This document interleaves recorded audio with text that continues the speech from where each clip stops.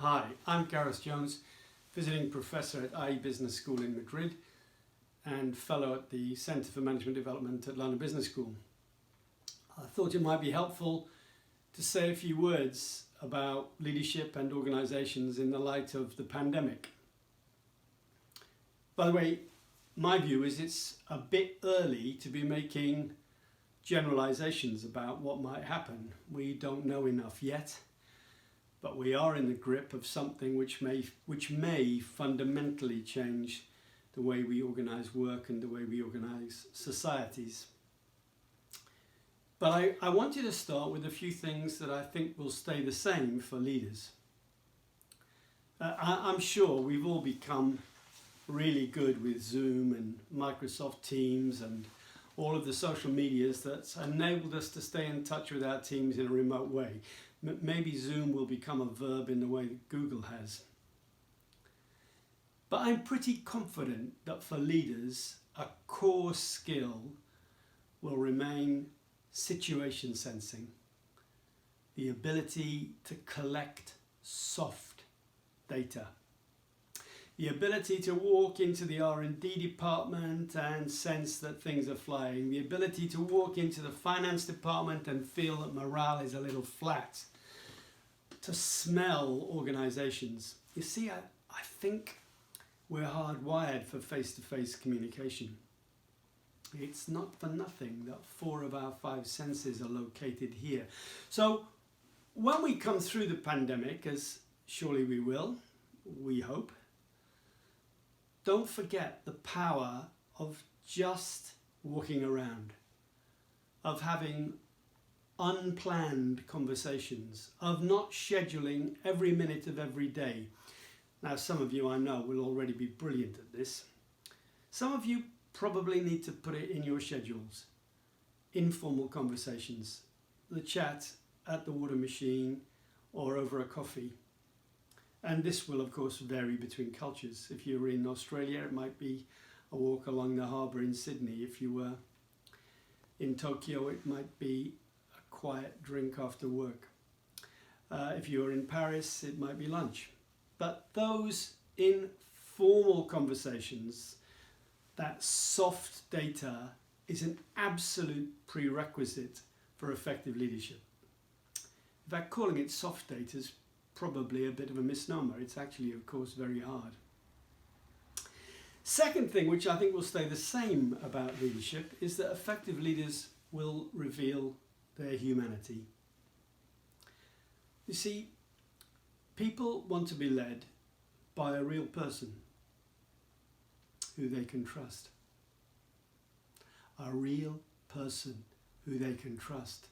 And real people bleed, and real people cry, and real people reveal their weaknesses. When you reveal your weaknesses, you give your followers a chance to help you. And of course, you humanize yourself. Imagine having as your leader someone who was better than you at everything. It would make you feel pretty useless, wouldn't it, really? So be at ease with your weaknesses. Third thing, I think, in these very rapidly changing times where there's much uncertainty, is that leaders will adapt to context. Now, this, of course, is a complex idea because we've been talking for some time now about leaders being authentic. But being authentic doesn't mean being the same all the time. We play different roles. Husband, wife, father, mother, tennis colleague, boss, subordinate, peer. And in all of those roles, we behave differently. The test of authenticity is, can you identify a common thread in your role performances, what you might call the essential you, which you take to all of your roles. So it will remain the case that leaders will have to adapt to context. Now, some things which might really have changed. 1, the nature of rewards. During the course of the pandemic, have we found out that people that we didn't value enough are really important? The people who continue to work in retail stores to enable us to get our food, the people who take our rubbish away, maybe they're more valuable than we thought. So I think there will be a re-evaluation of the way we reward people in our organisations. I hope there's something else that we've learned too, which is that great organisations have leadership all over the place, and that we've discovered that in the progress of the pandemic, not just in hospital wards, but in under-resourced care homes for elderly people, in retail stores, in the postal service that keeps things moving along. Great organisations build leadership in as many places as they possibly can.